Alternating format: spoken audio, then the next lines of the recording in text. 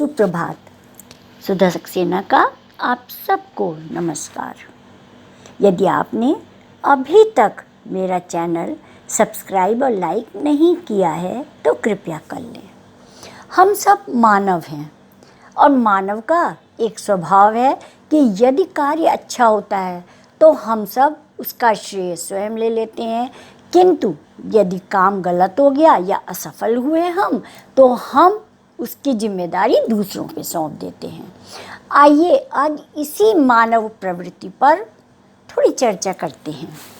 यदि किसी कार्य के दौरान परिणाम सकारात्मक होते हैं तो हम तुरंत उसका श्रेय लेने लगते हैं।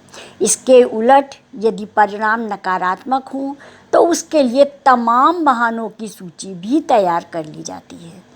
प्रायः मनुष्य का स्वभाव ही ऐसा होता है कि यदि कुछ अच्छा हुआ है तो वह सिर्फ उसके कारण हुआ है, और यदि कहीं कुछ बुरा हुआ है तो इसकी जिम्मेदारी औरों की है। दोषारोपण करने की इस प्रवृत्ति के चलते हम कब अपना नुकसान कर बैठते हैं यह हमें खुद ज्ञात नहीं होता है। क्या होगा यदि हम अपनी उपलब्धियों का श्रेय सुपात्रों को दे देंगे तो क्या घट जाएगा? और यदि आप जीवन के अनेक कार्यों पर गौर करेंगे तो आप पाएंगे कि दिमाग एक का माने कि निर्देशन एक का होता है, लेकिन उसको करने वाले बहुत सारे लोग होते हैं जो सहयोग देते हैं, तभी वो कार्य संपन्न हो पाता है। अर्थात कहते हैं ना कि किसी भी कार्य की सफलता के लिए यदि मन से करिए तो पूरी कायनात आपके साथ लग जाती है। और ये बिल्कुल सत्य है कि आप गौर करेंगे तो पाएंगे कि एक कार्य के संपन्न होने पे हर किसी का अपना अलग महत्व है और उसके बिना वो कार्य नहीं हो सकता था। इसमें यदि हम दूसरे को श्रेय दें तो इससे कहीं ना कहीं उनके हृदय में हमारे प्रति स्नेह भाव में बढ़ोतरी ही होगी।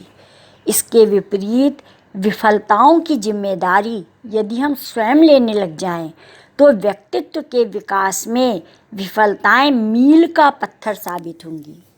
अपनी असफलताओं को स्वीकारने की शक्ति मनुष्य में सीखने की संभावनाओं को जन्म देती हैं। अर्थात यदि हम असफलता स्वीकार करेंगे तब निश्चित रूप से चिंतन करेंगे कि क्या कारण थे जिसके कारण हमारा कार्य असफल हुआ, और जब हम चिंतन करेंगे तो निश्चित रूप से हम वो तथ्य पा लेंगे जिससे कि हम सफल हो सकें। और इसीलिए विफलताओं का जो मोड़ है वो हम सबको एक नई सीख देता है। मनुष्य में सीखने की संभावनाओं को विफलताएं जन्म देती हैं। हम या तो स्वयं गलती करके सीखते हैं या दूसरों की गलती को उदाहरण के तौर पर देखकर अनुभव प्राप्त करते हैं। महात्मा गांधी स्वाधीनता आंदोलन के दौरान प्रत्येक सफलता का श्रेय देश की जनता और कार्यकर्ताओं को समर्पित करते थे, और यदि कोई आंदोलन विफल होता तो उसके लिए वह स्वयं को दोषी मानते। विफलता के लिए स्वयं को जिम्मेदार मानने वाली इस प्रवृत्ति ने ही उन्हें इतिहास में महान बना दिया, और उन्होंने अपने कार्यकर्ताओं को जो सफलता की जिम्मेदारी दी उससे उनके साथ चलने वाले उनके सहयोगियों का विस्तार हुआ और उनको पूरे देश से सहयोग मिला और सम्मान मिला। इस संसार में ऐसा कोई भी मनुष्य नहीं है जिसे ठोकर ना लगी हो। यह संसार ऐसे तमाम लोगों की सफलता की कहानी का प्रत्यक्षदर्शी है जिनकी सफलता अनेक ठोकरों की बुनियाद पर खड़ी हुई है। जीवन में डिग्री प्राप्त कर लेने पर यह बिल्कुल नहीं समझना चाहिए कि उसे संपूर्ण ज्ञान की प्राप्ति हो गई, या कितना भी आपको ज्ञान हो उससे ये नहीं समझना चाहिए कि मैं पूर्ण ज्ञानी हूँ।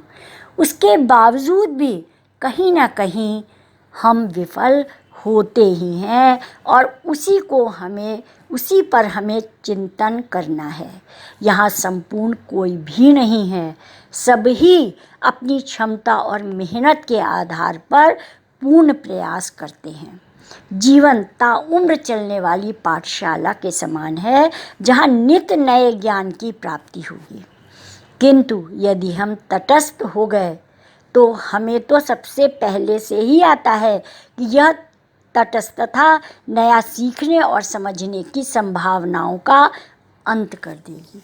अर्थात यदि हम उन सबसे अलग हो गए तो नई सीख हम कभी भी अपने मस्तिष्क में नहीं बैठा पाएंगे, और जबकि जीवन का हर पल, हर क्षण, उम्र का हर मोड़ हमें एक नई सीख दे करके जाता है। इसलिए स्वयं के भीतर के शिष्य भाव का जीवित होना जीवन पर्यंत आवश्यक है, ताकि हम विफलताओं को स्वीकारते हुए सफलता के पथ पर अग्रसर होते रहें और अपनी आगे आने वाली पीढ़ियों को भी यह साहस दें कि विफलताएं आती हैं, लेकिन हमें साहसपूर्ण ढंग से अपने मार्ग पर जाना है, घबराना नहीं है और सफलता प्राप्त करनी है। तो आज इतना ही, धन्यवाद।